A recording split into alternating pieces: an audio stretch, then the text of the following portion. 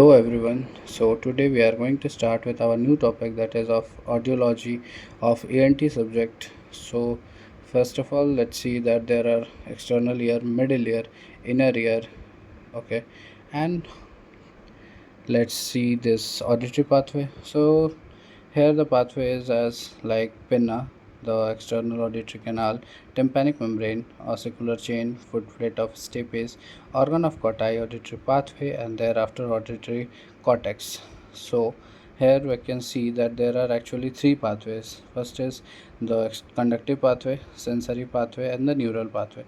So basically the conductive pathway is like for external ear and middle ear up to the pinna to the footplate of stapes, it is the conductive pathway, and after the footplate of stapes, that is organ of Corti, from the organ of Corti to the auditory cortex, that is of sensory pathway and the neural pathway. So if there is any defect in the conductive pathway or any defect in from the pinna to the footplate of stapes, it will lead to the conductive hearing loss. And if there is any defect occurring in the organ of Corti to the auditory cortex, the defect will be sensory neural hearing loss. Now let's see the transduction of sound, that is how the sound impulse is converted into the electrical impulse by the sensory apparatus of the hearing.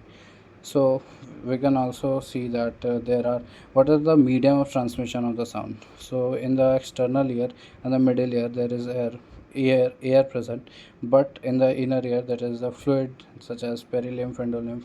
Okay, now what is the function of the middle ear? So basically the function of the middle ear, it is to amplification of the loud sounds and also the transformation action, which is like overcoming the reflection of sound due to change in medium. As we already discussed that in the external and the middle ear there is air present. So when the sound travels from the external ear to the inner ear, there is change in the medium, that is from the air to the fluid.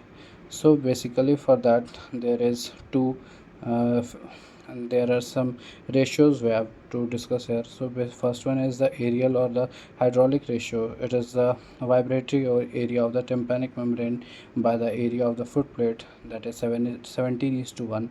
And another one, it is a lever ratio, that is the long process of incus, 1.3 times smaller than the handle of the Melius, and after that it moves 1.3 times more than the handle of the Melius. So the lever ratio, it is the 1.3 is to 1. So now let's see also the there is phase difference. So as we also know that the sound reaches oval window before the round window. Okay, now the phase difference, it is the compression versus the rarefaction between the two windows. Okay, which also prevents sound cancellation of the hearing loss. Now further we moving to the tuning fork test, okay, which is done in the patient presenting with the complaint of reduced hearing. It also helps in finding out the site of lesion. And actually tuning fork tests are done, it is a kind of subjective test and it depends on the patient's response. Its most common frequency used is 512 Hz. It is because it falls in the speech frequency.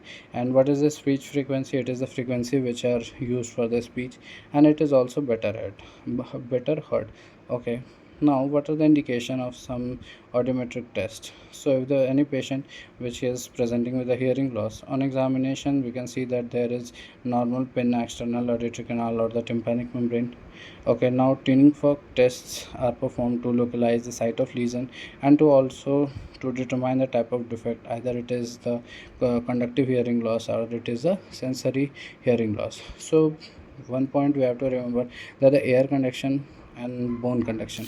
So as we discussed, the air conduction, it is the principle of both conductive and the sensory and the neural pathway. So but the bone conduction, it is a measure of the only sensory neural pathway. So if there really any defect in the conductive pathway, it means there will be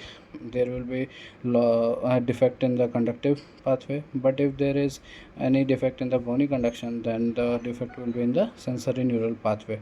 Okay, now for the air conduction, to test the air conduction, the vibrating tuning fork, it is placed 2 centimeter in front of the pinna Sound vibration passes from the pinna to the external auditory canal to the tympanic membrane from that to the ossicular chain to the footplate of stapes and to the organ of Corti and the vestibulocochlear nerve auditory pathway and further after auditory cortex. So, for measuring the bone conduction, vibrating tuning fork it is placed on the mastoid, and the cochlear fluids move when the skull vibrates, and the organ of Corti is stimulated, and thereafter auditory nerve gets stimulated, through which the impulse is transmitted to the auditory cortex. So, some tests are given. So basically, first is Rinnes test, in which the air conduction and bone conduction are tested and compared. So what is the procedure? So vibrating tuning fork is first placed on the mastoid to measure the bone conduction, as it is placed on the bony prominence. After that, when the patient stops hearing, holding the tuning fork outside the external auditory canal, which is measuring the air conduction. So now there are two findings: either Rinnes test will be positive or negative. In positive, the air conduction will be more than the bone conduction, and negative in the case of bone conduction will be more than the air conduction.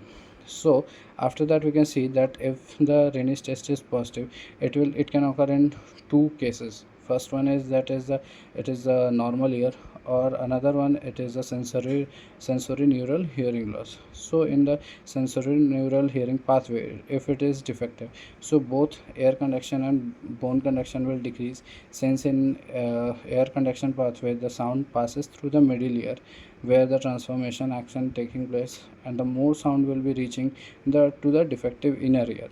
Okay, so if Rinnes test is negative, then there will be two cases, whether it is conductive hearing loss or either it is severe sensory neural hearing loss. Okay, now one thing is that if there is conductive deafness or conductive hearing loss, the sound going it is directly to the sensory neural pathway, it is heard, it is better than the air conduction. It means there will be defect in the conductive pathway.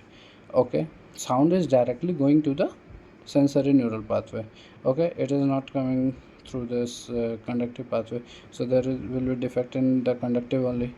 Okay, which means the externally and the ear and the middle ear.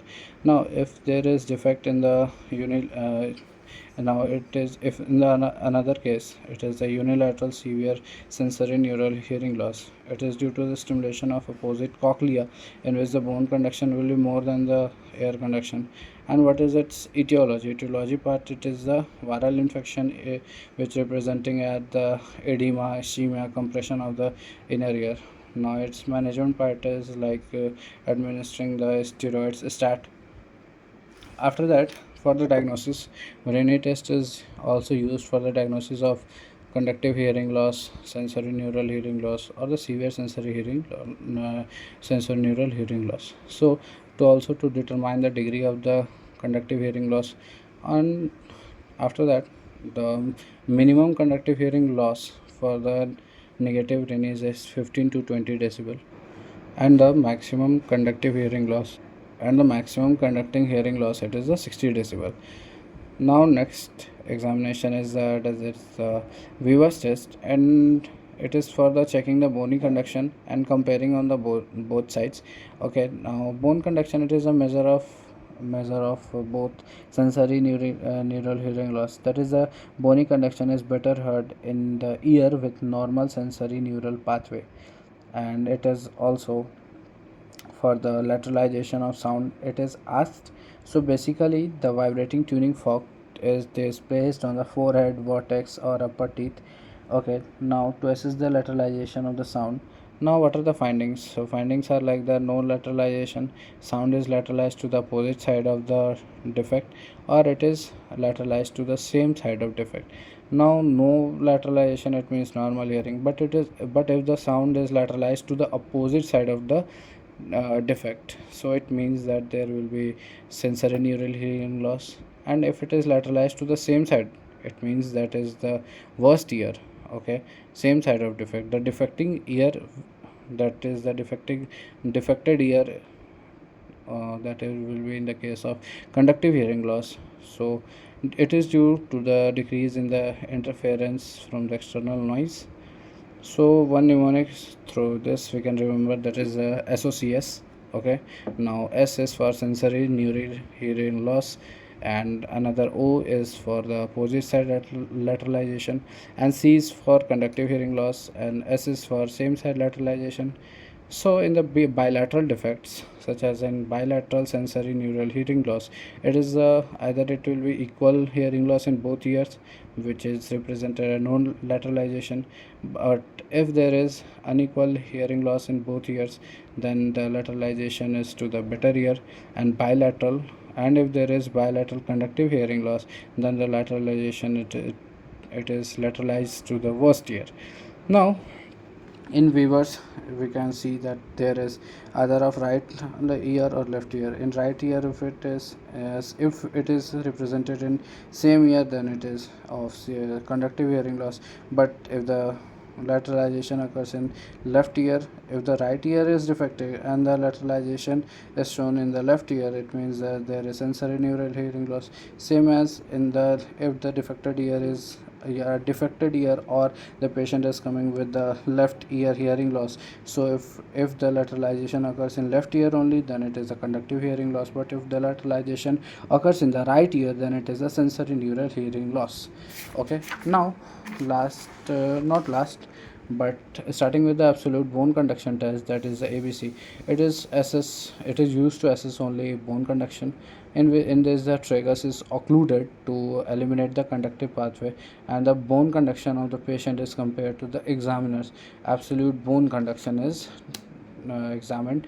So if the absolute bone conduction is same as the examiner's, that is in the case of normal hearing or conductive hearing loss.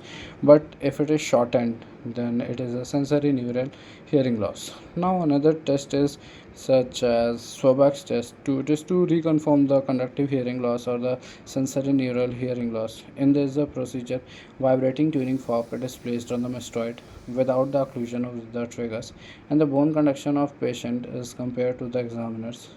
And if the bone conduction is shortened, then there will be sensory neural hearing loss, and if it is lengthened, then it is the conductive hearing loss.